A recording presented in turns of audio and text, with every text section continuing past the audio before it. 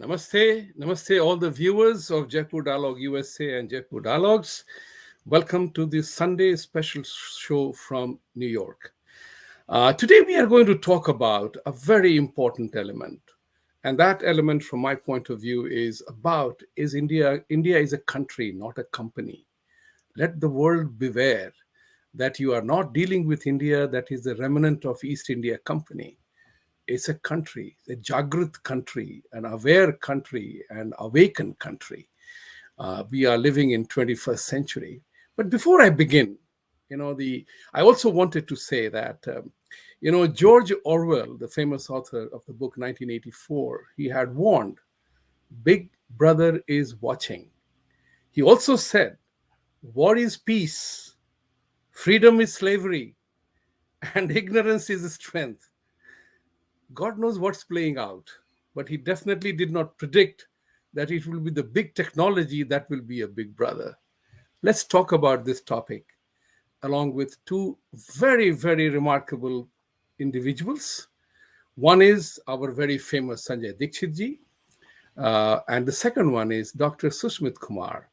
Both of them are IAS officers. They have relinquished their position from service. So Sanjay Dixit ji retired, and Dr. Sushmit Kumar quit IAS in training, did his PhD from UPenn, and he is now in the US. So, welcome to the show. And I wanted to dive in straight away, Sanjay Dixit ji, to begin with you. Is big tech is watching. India is a country, not a company. How do we assert that claim going forward, particularly when the Western narrative is so rampant on everybody else? Freedom of expression, freedom of speech, maybe in the constitution, but I decide what's freedom of speech for you. Go ahead, sir. Sanjay Dixit ji. Yes, Unmute करिए अपने को साहब. yes. I have only a 4-hour-old direct experience. All right. And Yes. my channel, the famous Jaipur Dialogues that you're talking about, and which has more than 550,000 subscribers, was taken down for 7 days. And I was just wondering what happened. So we found out that we had the temerity to criticize Ukraine war imposed by the West, and that was not taken kindly to, and so our freedom of speech, so-called freedom of speech, was suppressed. So that's what it is. The East India Company is watching. I think that's what you meant to say when you said that the big tech is watching. So Yes. big tech is the new East India Company, and this new Correct. East India Company is trying to colonize the rest of the world. Correct. But I guess we are on the cusp of something different that's going to happen, an inflection point maybe, and we must thank Russia. I hope that's not taken as hate speech. To Now, have don't ban me also. shaken the world order Yes. upside down, and well the establishment, I think, is being shaken out of its wits because a large number of people are not buying its narrative. So that narrative that it had so assiduously built up and co-opted the big tech into it, and the big tech is playing the willing slave. Of course, slavery is freedom. So, as George Orwell said, and therefore it was playing the bridesmaid, but that's all come unstuck.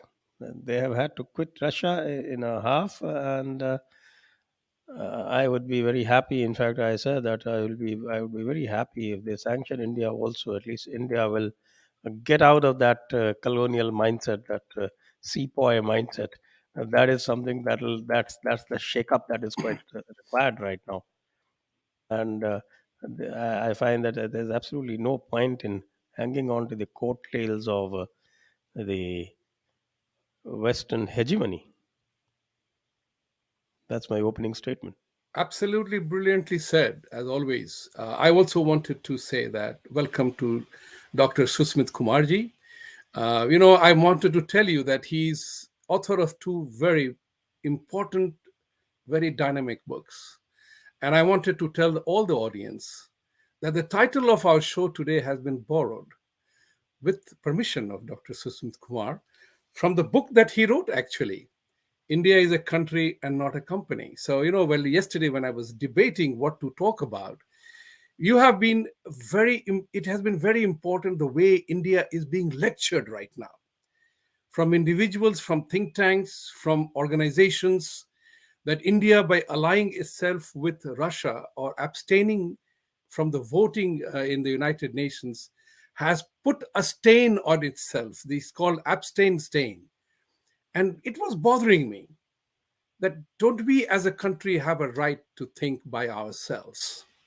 Don't we have a think as a country have a right to believe and vote according to our conscience? After all, that's what democracy is all about, right? Apart from all the affiliations, you always vote for your conscience. And that's very critical. So, Susmitji, I want you to share your thoughts. You are for the first time on this platform, and you bring about a brilliant experience because your other book, Gandhi, An Obstacle from Freedom of India, is another brilliant book. I wanted to talk about that as well. On Jaipur Dialogue, we have talked about many times as to the Gandhi's role and Nehru clan role in this. So your book is a massive addition to that family of thinking. So, Smiji, your thoughts on this? Yeah, thanks for inviting me to Jaipur Dialogue. So here, the claim by US that it promotes democracy is completely wrong, because during the Cold War, except in the Western Europe, it supported in each and every country dictators. You cannot find any country where it supported a democratic system. In each and every country, be in Asia, East Asia, or be it Pakistan, or everywhere in Latin America or South America or Africa, each and every country supported a dictator. Then second thing, I will give you an example. In US, they claim that we have democracy. No, because here we have something called gerrymandering. Out of 435 seats in the Congress, nearly 400 are decided beforehand that who will win. And also, I will tell you, during the Cold War, when we have war with the where when there was genocide in the Bangladesh, entire U.S. population was against the Yahya Khan, but U.S. government was supporting him. If Kissinger phoned the Mao to attack India during the 13 days war of India-Pakistan, because at that time there was no big tech, internet. That's why US government was not able to manipulate the population. But this time, because of massive internet and the media, both during the Iraq war and right now, they are being able to manipulate its population. During the Iraq war also, Bush Junior administration went to dispose the Saddam Hussein on false evidences completely. And at that time, entire Iraq population in the US was behind the attack. So same thing is happening here.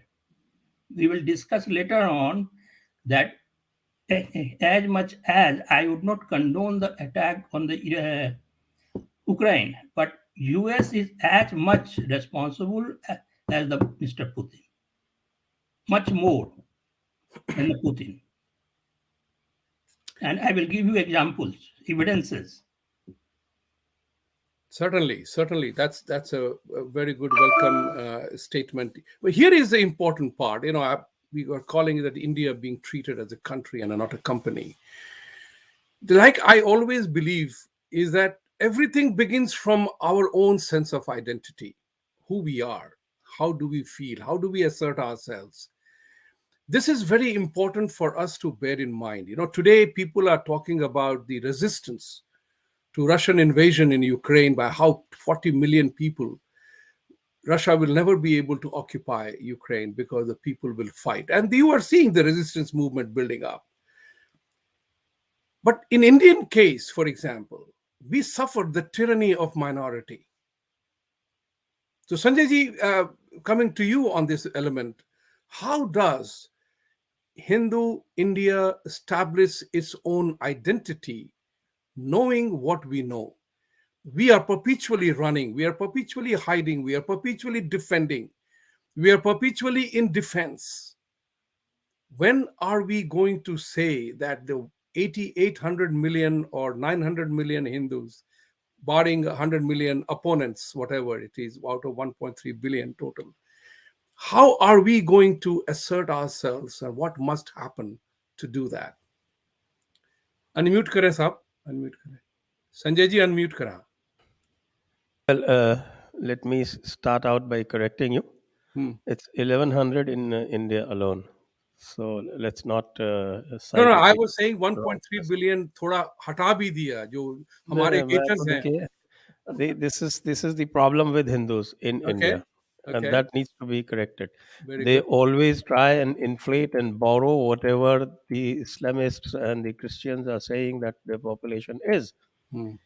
And the Islamists, particularly, blithely, they will say anything 25 crores, 35 crores. We are Hmm. 35 crores. Right, right, And the Indians will start saying, that, look, they're 35 crores. So you get frightened and you right. do something about it. But that's not the way. You have to put the facts in the right perspective. If they are exactly 20 crores, then say they are 20 crores. If they are, you are 110 crores, and say you are 110 crores. How does it help anybody if you reduce your population by 20 and increase theirs by 20?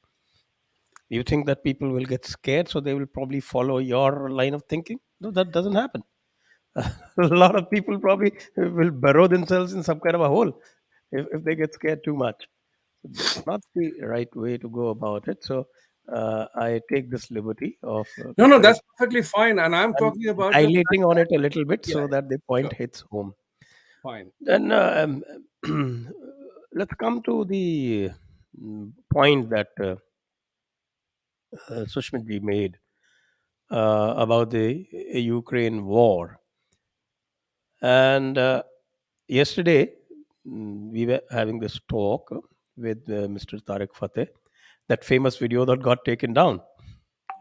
And of course, I will put it on somewhere by probably changing the title or doing something because it is a very interesting video. And the point that he made was that wherever you go in Eastern Europe, you go to Hungary, you go to Poland, you go to Romania, you go to Belarusia, you go to Russia, any place that you go to, you see them talking in their own language.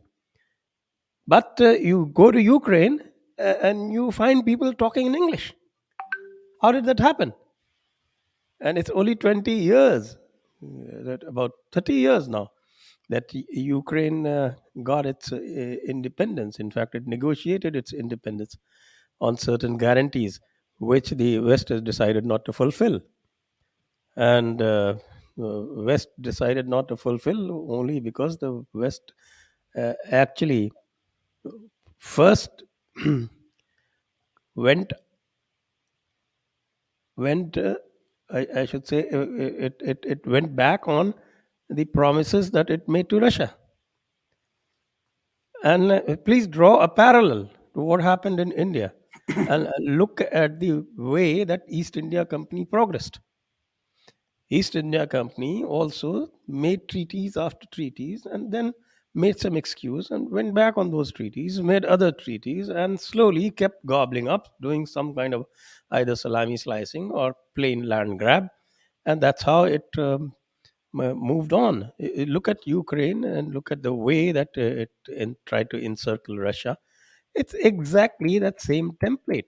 So those old rapacious tendencies haven't gone away. It remains the same.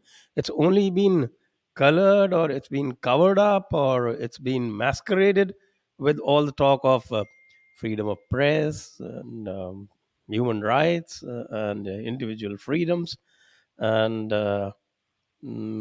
free markets.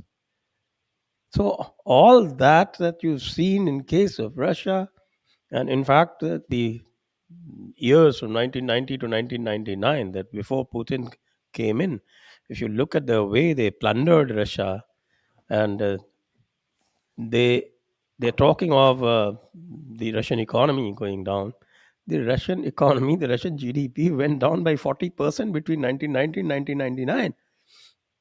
And in the initial 2 or 3 years, the rate of inflation in Russia was 2,500%, because all the globalists were there managing Russian economy, thanks to their stooge Boris Yeltsin that they put in.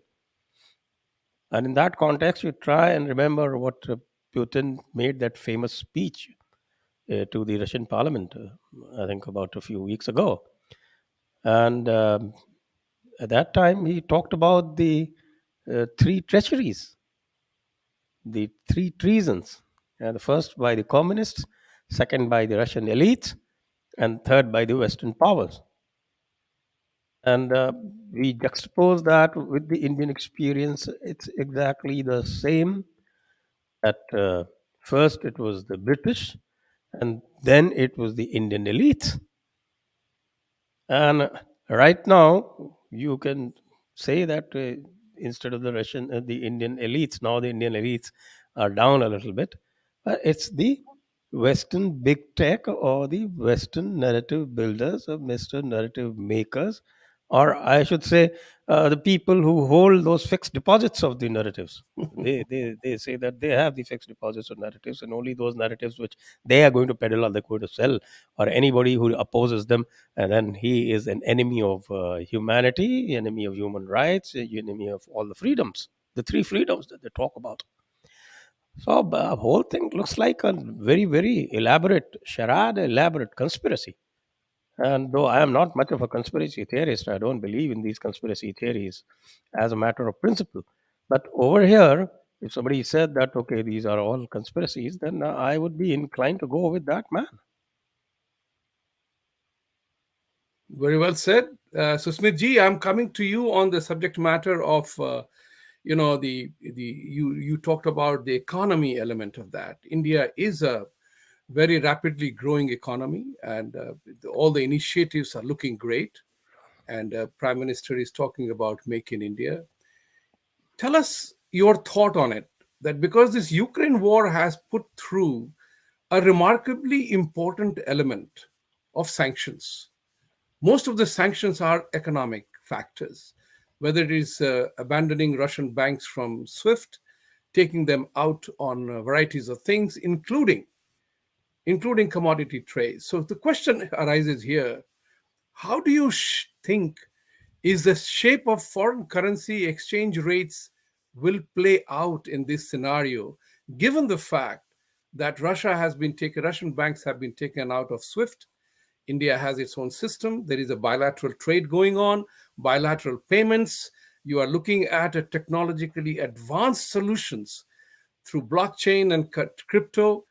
Do you think this is going to permanently change the famous Bretton Woods agreement?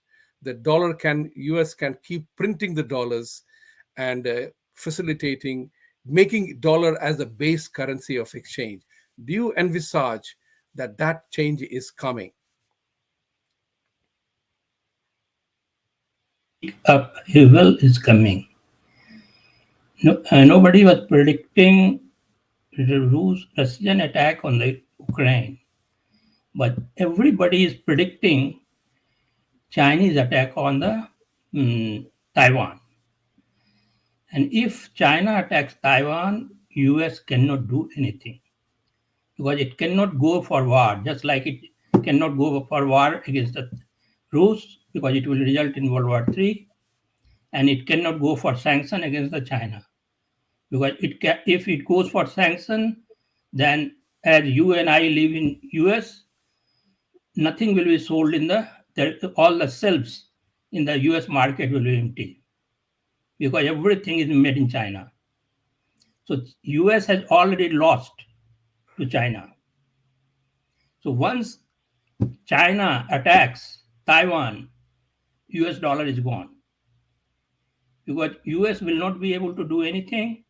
Entire East Asia, including Japan, will have to bow to the dictate of the China. And Chinese currency will become the global currency.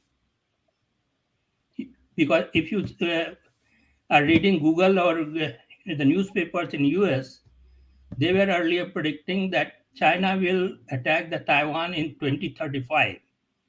Then came down to 2030, but now they are saying within 2-3 years. So US dollar in very near future is gone. They have sold. When I went to India to write these articles, because of me, all these US-based economists, Raghu Ram Rajan, Arvind Panagriya, Arvind Subramaniam, these are out of the Indian government. Top 3 positions, the Reserve Bank of India Governor, Chief Economic Advisor, and the Niti Aayog Chief. None of these are from the US. Yes, some of these have US PhD, but they haven't worked in the US even for a single day. It is because of me. Because I proved to Modi government that US-based economists are like Mahabharat's this Pitama. This Pitama had ultimate allegiance to the throne of Hastinapur.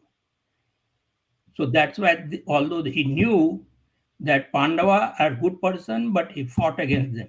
So same thing was Arvind Panagriya, Raghuram Rajan, etc. Their ultimate allegiance with the US theory called Reaganomics. So since 1991 to 2017, India economic policy was going into wrong direction. And when I started writing articles after articles on economy, they were shocked.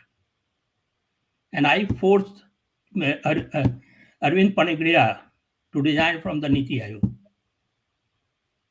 I wrote a 37-page art paper against him. It is on my website. Why Niti Aayog needs a new direction and new leadership. Within a week, he resigned. My book has the 66 charts and tables to analyze the global economy.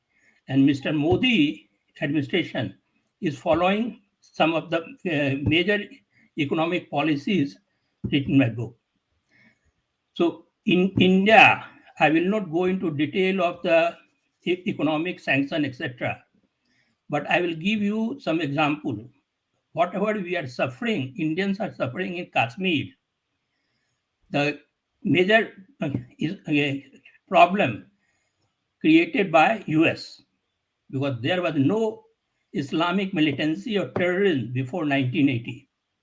It was US who went and gave money, billions after billions to India, Pakistani army and ISI to create mujahideens.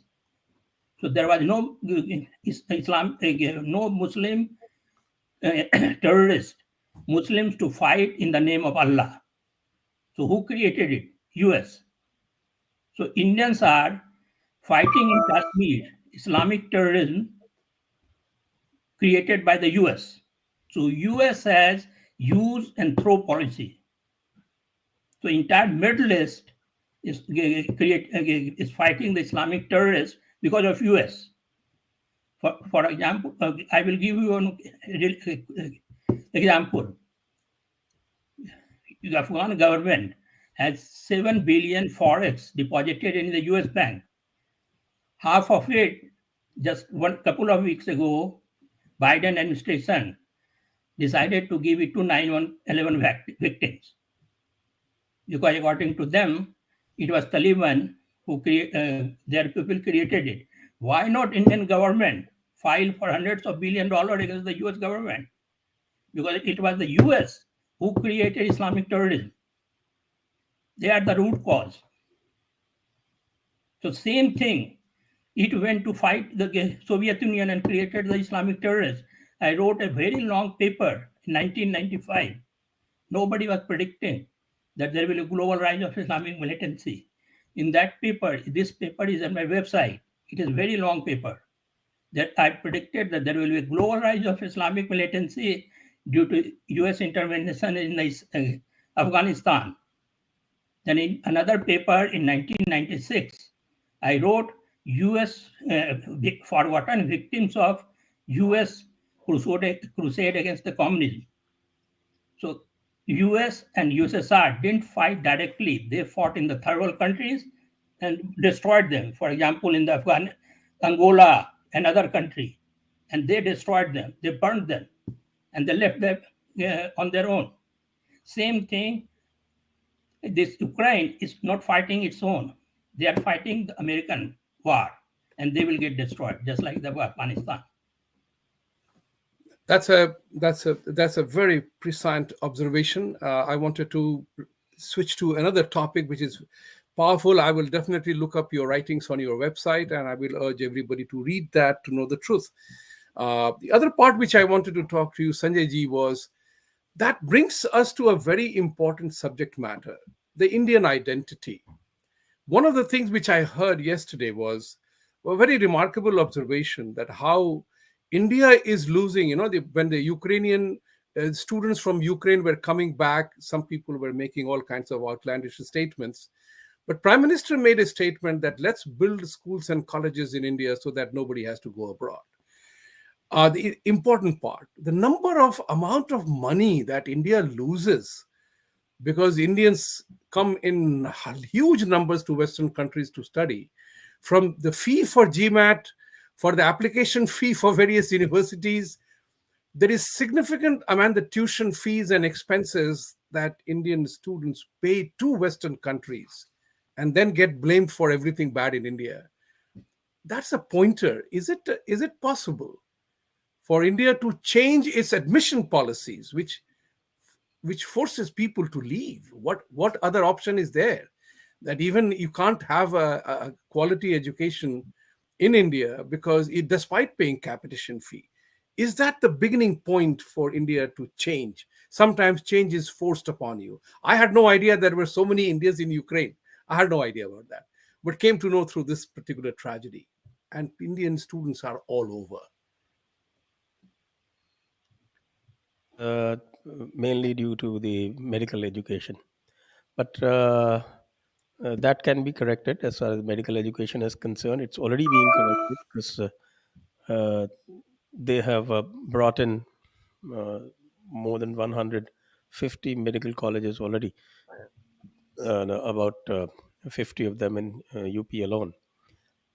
So, of course, they have the teething problems about faculty and things.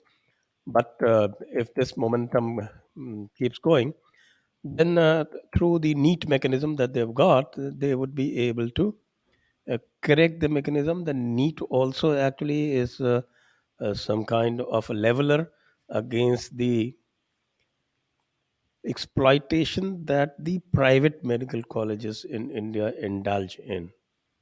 And almost every political dynasty and every political family of consequence in India has invested in medical colleges, and they charge huge capitation fees. And that is how the private medical education in India is about at least 5 to 10 times more expensive than it is in countries like Ukraine. So it is a structural problem that can be addressed. I would look at it differently, and I think we've already discussed this. I think we are financing the US education system to the tune of $50 billion and more every year. And why Indian government is not able to leverage it, I think it is towards that we are building our own rating system, and India should be able to uh, control the US academia, which is wreaking havoc all over the world, the way China has done. Then there's nobody in the US academia who dares to say anything much against China. Maybe a little line here or a little line there, but nothing like what they say against Russia. I think India is in that same position that India can completely leverage the US academia. And there shouldn't be any kind of uh, ideology involved in this. There should be pure pragmatism, pure economic sense. And if we are financing you to the tune of $50 billion, you better do what we want you to do. And you can't bloody well treat our people like that Rutgers witch does. I won't take name, you might get a hit. so, Right. so as far as the education is concerned, that is the one that is to be done. And you know that our identity, the Indian identity, is being subverted the most by the Western academia.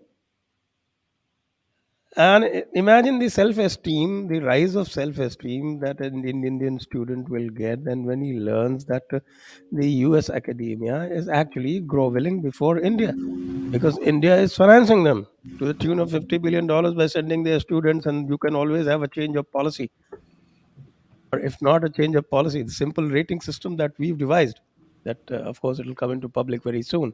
I think Sushmit ji doesn't know about it. You might like to tell him about Yes, yes, we'll how do. we are planning to do. Yes, we'll do that. Yeah. And if you are able, if you are smart, then you can have them eating out of your hands. Have you seen any institute, any institute of consequence, whether it is Harvard or it is Columbia or it is Cornell or it is the great university? What is that? The California State University. University State of California, UCS. Yes, yes, yeah. Use UCS. So, any of them, can they challenge China? Can they put China on the dock? Why? Because China does quid pro quo. If they're sending their students, if they're spending their money, if they're sending their Chinese money to the academia, they make sure that they conform to their priorities, and they don't have a free license to subvert the Chinese identity the way they subvert the Indian identity through that hoax called Indology. And I think the government of India needs to be smart. And Russia has told them, of course, Russia has had to go to war for this, for protecting their identity. And that they have had to go to war is probably because of the mistakes of their predecessors and the mistakes of people like the elites like Boris Yeltsin, who were basically Western stooges, and for the mistakes that they made in those 9 years when they played in the hands of Wall Street, and the Wall Street merrily went around plundering all the resources of the USSR. And Putin, I was just quoting yesterday that when Putin took over, the size of the Russian economy was $190 billion, and today it's $2.11 trillion. It's no more, it's no less a miracle than what China has done. And that has come after a 40% decline in GDP over 9 years. Anybody who badmouths Putin doesn't realize that Putin is like God to the Russian public, whose per capita income has gone down to something like $4 a day. And the per capita income is now from about it was about 1200 $1,320 in 1999 when Putin took over, and today it is $14,000. So when the Western media paints Putin like an ogre, like a demon, then they are actually not just telling half the truth, they are probably telling about 1% of the truth. And that every country has been painted, has been given an identity by the West during the period of their hegemony, during the period of colonization, and the post colonization period of what is called coloniality these days. Yeah, that coloniality is much worse than the actual colonization that took place, because it actually enslaves and colonizes your mind. And we have to get out of that colonial mindset. And everybody has a different way of doing it. The Chinese did it by acquiring their self-esteem through their economic might and military might, and by being totally single-minded about it. Russians suffered because of some bad elements among them, and they now going to reassert and reacquire their identity through war. And I really look at it, and when I see Putin challenging NATO every day, come on, why don't you fight? Then I really smiled. I said that, okay, as Sushmit was saying, that now China has taken a cue. Of course, China is watching, and it knows that this NATO and US and all these people, they absolutely have no guts. They have spoiled their societies. Their societies have been eaten away through this cultural Marxism thing, and the society has the society has absolutely no will to support the state, the nation. That American exceptionalism is dead. The only thing that American exceptionalism can talk of is that they are exceptionally stupid. Thank you. Very well said. Yeah, we are exceptionally stupid. Coming back on the same topic, identity is key. And as we are all, seemingly educated and aware people, we follow the trends and what is happening. Susmitji, I'm coming back to the identity issue because I'm quite fed up, and I have been responding individually and otherwise to many what I call wise guys who are sermonizing India for the stain of abstention. India will bear the price of this. They forget nobody has been sermonizing to China anything. Russia is already taking them by their whatever. China, nobody sermonizes. What must happen to us Indians that we must be able to assert our own identity? Somebody today drew a picture of swastik, and that is being beaten up, Nazism, because Putin said that we are going to drive Nazis from Ukraine, and they use swastik sign again, and then they justify why they are choosing that sign. This is a crisis of identity for Indians where everyone needs to arise. So going forward from here, particularly, we are trying to be the big economy. We have the potential. We're trying to be $5 trillion, $7 trillion economy. The question is, how will it happen? But before you answer the question, my appeal and request to all the viewers, please subscribe, like, and share the channel. We are your voice. We are trying to bring the messages and studies and research and knowledge and wisdom and statements that you won't find on mainstream media. So support us, encourage us. And so you go ahead, sir. Susmitji. Yeah. One reason is Okay. the I there is just a wanted to gap. add, Okay. please also subscribe to Jaipur Dialogues Vimarsh, because Okay. the main Jaipur Dialogues channel is going to be off for some time. So the Jaipur Dialogues Vimarsh, the backup channel, anybody who is who's been watching the Jaipur Dialogues main channel might like to subscribe to the Jaipur Dialogues Vimarsh channel, Right. and Sure. we'll put the link in the description. Yes. And all those people who are subscribing to Jaipur Dialogue Vimash, also subscribe Jaipur Dialogue USA because we are all together in it. Go ahead, Susmiti, your floor. Yeah, because India is still a third world country in the eyes of the Americans. That's why they do not care about India. They think that America should follow whatever the US does. You mean India must follow whatever US does? Yeah. Yeah, that's right. And they know that China has already taken over the US because everything is made in China, here in the US. We know. So here I would like to say that why India should be neutral in it. Because when the USS Berlin Wall collapse, Berlin Wall fell down, at that time, US pledged that there will be no NATO expansion. It is in the declassified paper. Then only Gorbachev agreed for unification of Germany. It is declassified just 5 years ago. It is in the declassified paper of the US government. But still, US went on expanding it.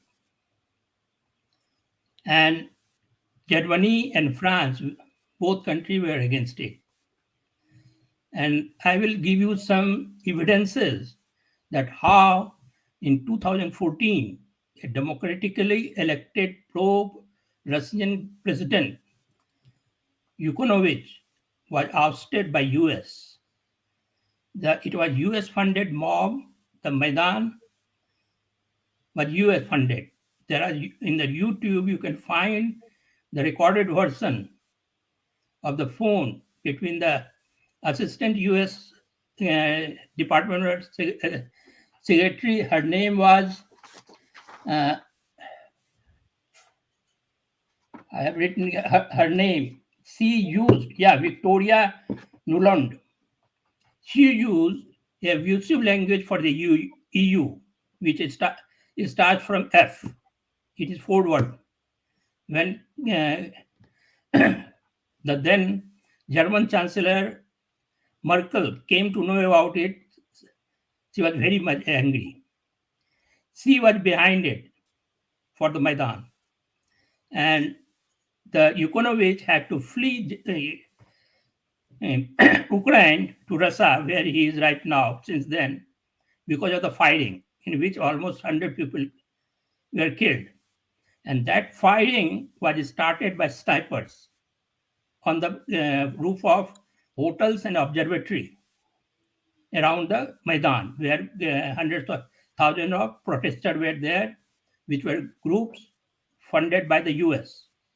And there is a video, there is an 80-page paper by a professor of University of Ottawa, Canada. His name is 80-page paper. His name is Ivan Kachnovsky, PhD. You can Google his, and he has 5-6 videos. In that video, his video is based on 150 hours of video from BBC, Ukraine TV, etc. You can clearly see that there are snipers on the roof of observatory and other places. And the organizer of those Maidan has were in capture. They were holding the security of those Maidan, those hotels and the observatory. They claimed that there was no sniper, but there is a Ukrainian TV live broadcast from the roof, and you can clearly see the snipers there.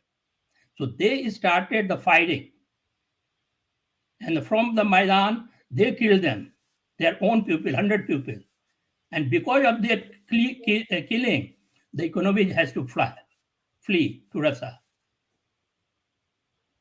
So US created this mob so that the pro-Russian elected people, democratic elected people had to go, flee.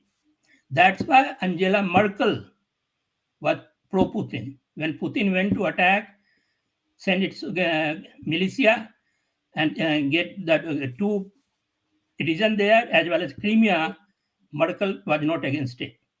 She still paid for this Northern Stream 2 pipeline. And why? Because it would have bypassed the Ukraine. Half of the budget of the Ukraine was paid by the Rus. And still, even after he fled, the pro-Russian president fled, but US and etc. were saying, no, you haven't, you should not bypass the Ukraine, the pipeline. That means Rus has to pay the commission to Ukraine. Why should Putin should pay the commission? You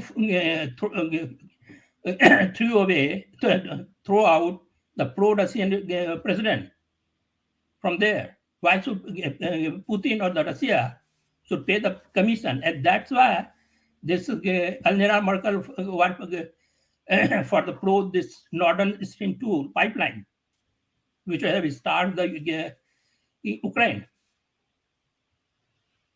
So all this was going on, and US is the behind all these. So why US was doing all this in the backyard of the Putin? The question is. So everyone, there is a very big paper by the US International Affairs, uh, very respected, very senior professor John Mearsheimer. He published a paper in 2014 or 15 in Foreign Affairs, which is published by the Council on Foreign Council, which is a number one think tank in Washington, D.C. It is a very long paper, and its name is that US is the Western country is responsible for the Ukraine issue. He hasn't blamed the Putin in 2015. Whatever happened in 2014, he blamed John Mearsheimer. If you Google it, he has videos also later on. He has given talk for an hour. He has completely blamed US for it. Right, right. I've read that article. It's a brilliant piece of information. So Coming back to another issue that brings me to conversation, Sanjay ji, I would like your opinion on this. Is that for historically, we all know the brutalities of war, and it's very critical for us to remember that we show the destruction in Ukraine, Kiev, and many cities. It's something like resembles how beautiful Beirut was destroyed, and many other countries have suffered. Cities have suffered because of the onslaught of the bombings that happen, and people suffer. It throws up a very important question: is war the only mechanism? We have been fighting wars ever since humanity is existing for political reason or whatever. So the question here is a friend of mine asked me how to separate things political from things relevant to human good. Is war part of a human good? How does it happen? Why people indulge in war? And is war the ultimate solution to all the problems? Because we know World War I, World War II followed World War I, and World War III is looming ahead. And as Albert Einstein apparently quoted, somebody shared that information. I don't know what will happen, what will we fight with in World War III, but World War IV will be fought with baton and sticks. So go ahead, Sanjay. What is going to happen around that point?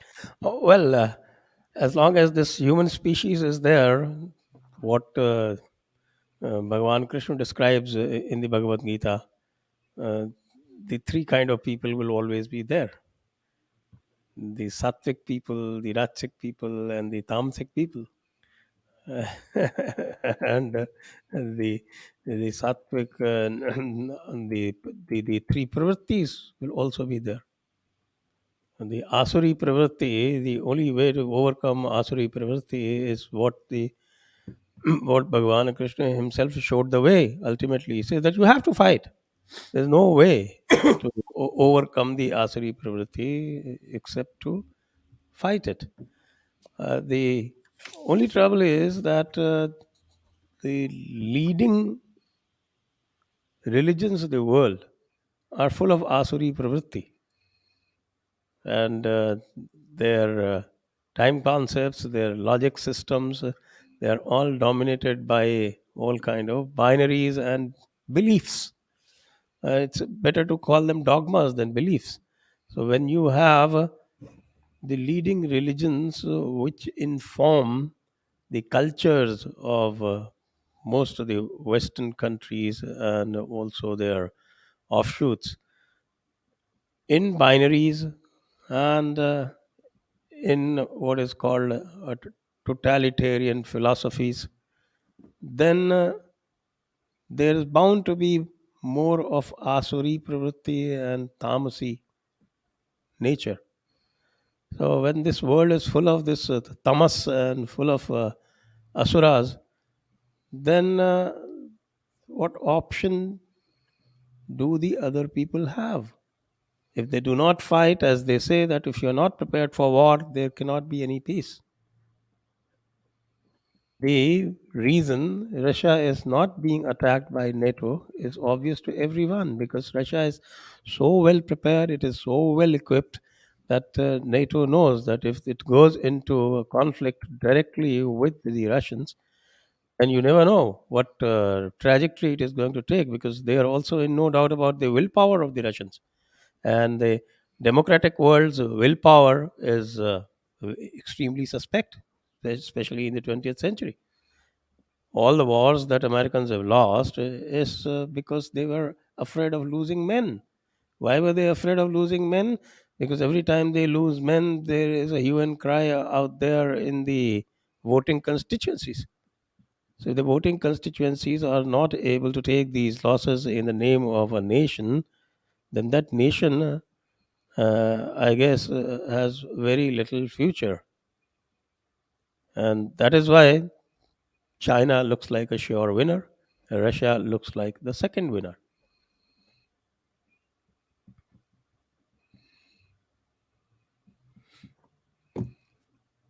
You muted. Uh, that's the perfect timing for another question to ask here is, and Sushmitji, from geopolitically speaking, you, Sanjay ji, mentioned that the beneficiaries are going to be China and a couple of other entities. But there was a very interesting write up yesterday, which I came across, that the only beneficiary of Ukraine war is going to be Islam. And the reason is that is a Christian killing Christians. The vacuum will be filled in by people who come in and fill the back vacuum because the population replacement numbers are not working in favor of Europe and the white. Any thought on that? Yeah, I don't And think. before I say anything, I would ask people that you have two brilliant minds here. Ask your questions. We are super chat is open. So if you have any question, please do ask. Thank you. Sorry, go ahead, Susmiji. Yeah, I don't think Islam will benefit out of it, because it is not going to turn into the third world war. It will end shortly, because if it goes on, it will go into nuclear war, which nobody wants. And yesterday, it is not my prediction or my statement. Yesterday, it was in the newspapers, Washington Post, New York Times, and other, that Biden administration is afraid that if they will apply too much sanctions against Putin administration and Russia, they might go after the financial system in the US. They might bring it down completely, because they might have malware already in the system, Wall Street, big banks, and also in the local, you can say, Suez system, and then police system, etc. And they might breaking down. And that's why they are afraid of applying more and more sanctions. So it is another dimension. I'm not saying it. You can Google it and see in the Wall Street and this. So they are afraid. So it will not go long. And Putin has said it or threatened it in the very beginning, that if they will apply too many sanctions, he will take the war in other direction also. And Islam will not be benefited out of it. I will give you, I have written a book called Karma, Mind, and Quest for Happiness. It, when I was, Sanjay ji would have been also my age, he is. When we were in the high school, we went to in science. I do not know the background of Sanjay ji. Yes, When yes, I I went was, to I was the, also sciences student. okay, Yes. when I went to college, then in the college they taught I had to study set theory. Now they teach it in the middle school, 7th, 8th grade. So same thing is there. Our scientific knowledge was limited 300, 400 years ago. Science is, although scientific knowledge is improving exponentially. But our science is still able to study only 5% material of universe. It doesn't know anything about 95% at all. That's why as it cannot detect or see 95%, that's why they call it dark matter, dark energy. And if you see around you, nothing disappears suddenly. Table, chair, phone, etc., air, water, everything is recycled. And also, everything has billions of year history. If you buy a laptop or phone or table, if you trace its history, it has billions of history, billion of year of history. A laptop is made up of material which has come from the mines. In the mine, it was transformed from something in millions of years. You have to trace the material which was transformed. So it is wrong if somebody is claiming that if we have a soul, if God is going to judge us just one life, it is wrong. So we have also dependent on what, because Gita said, or every religion says, what you are doing, you are going to pay for it. So in the karma, mind, and quest for happiness, I have scientifically explained that what is rebirth, what is karma. On the science, it is not just you can say theoretically that how rebirth occurs. When your eyes are sending 72 gigabyte of data to your mind, brain every second, each and every skin cell is sending data to your brain. You have trillions and trillions of byte of trillions and trillions of skin cells. Your ear is sending trillions of byte of data, whatever sound is emanating around you. Your nose is sending smell, everything. So your brain or mind is getting trillions of byte of data. The question is how it reacts. You and the person near you, both are getting same data, trillions of mind byte, but the reactions are different. It is because of the karma, sanskar, which you have acquired till that moment. So it is a different thing. Just like a wooden table and a iron table. If you touch an electric wire to the wooden table, it doesn't spark, but an iron table sparks because of the different properties. So same thing with the pupil. So I will not go into detail. So Now we will that's talk why, about those details later. yeah, What I wanted to say was here also that Sanjay ji, we have talked about many of very often on our. I'll just add Okay, go ahead. something. Uh, Islam has no future because yeah, it hasn't devised any new means of war. It neither has intellectual heft, nor does it have the great weapons of war. Whatever little Pakistan has is all borrowed stuff. Everybody knows that. So, in the absence of that, merely population is not going to win them this. And if they think that Putin is the same kind of Christian that the Western world is, and Pakistan would be terribly mistaken because the Eastern Orthodox Church, after centuries of humiliation, I think it has acquired some kind of a new willpower, and Putin is only an expression of that. And that is also the same kind of willpower that I think the Sanatanis should look for. And I think sooner or later we are going to get it.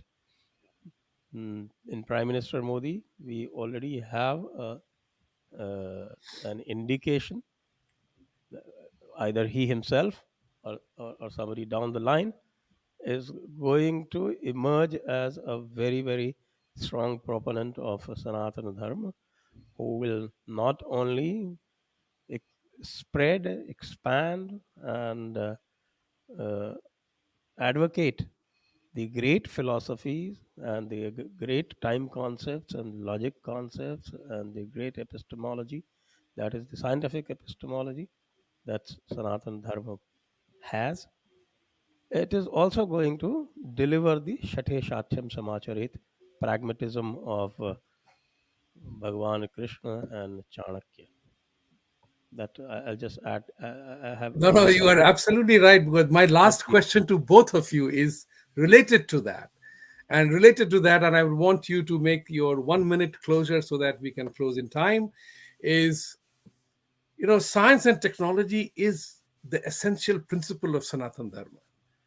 And science and the growth in science and technology has completely removed the, to so to say, pun intended, the veil of ignorance and fear that we suffered from, which organized religion does it. Are we are we able to take advantage of that? And what if Sanjay Dixit ji or Sushmit ji were to be asked by Prime Minister, what will be your one primary recommendation, the first step to do? What would that be? Gentlemen, take your shot on that. Sushmit ji, आप पहले जाएं. Pa- Pardon, can you? I missed the first statement. Well, the question is very simple. Science and technology supports Sanatan Dharma. Sanatan Dharma is all science and technology based. So the extent of science and technology that has advanced forward, what if you were asked by Prime Minister Modi to do that one thing that triggers all the change? What would that be? In fact, our Indian spirituality is completely scientific. In that book, Karma, Mind, and Quest for Happiness, I published in 2012 in US. I am in process of updating it.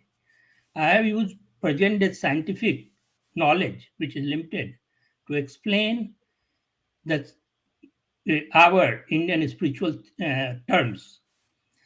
And apart from this, I will say one thing that in 1995, I published that paper that there will be a global rise of Islamic militancy due to US intervention.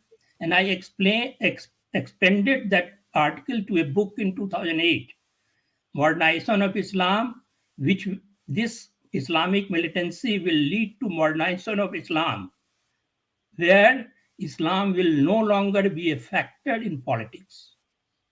It is a 600-page book.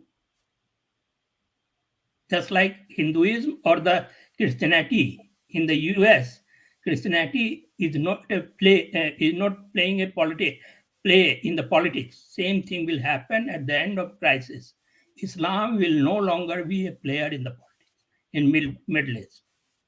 That's what I have explained in that book and Okay. in a 1990 paper. Okay. Sanjay ji, Modi ji ने अगर आपको पूछा तो आप क्या कहेंगे उनसे कि कहाँ शुरू किया जाए? अजीब दास्तां है ये, कहाँ शुरू? overhaul the education system. Simple as Yeah. that. Overhaul, complete overhaul of the education system. Yeah, somebody wrote today, I think it was Sankrant. I saw his tweet. It's perfectly right that in China, even in museums, they exhibit their exhibits actually are designed in a way to challenge the Western narratives. And over here, we simply teach the Western narratives lock, stock, and barrel. We have outsourced, as they say, we have outsourced the education to the Christians, and we outsource our entertainment to Islamists, and we have outsourced our academia to the Marxists. So we have to completely stop this outsourcing, take it in our hand, and the wonderful education system that we had before the interruption brought about by Macaulay, that is what we have to do. We have to teach everybody the history of science. I have been shouting from the rooftops that you need to do nothing but to just simply teach the history of science in the world, and that alone would raise the self esteem of the Indians so high that they would be able to look any Westerner in the eye. Even that is not happening. Great people like Professor C.K. Raju, Professor Subhash Kak, they are all ignored. And 2-bit people from the West are imported and imposed upon us. So that is something that we have to get right.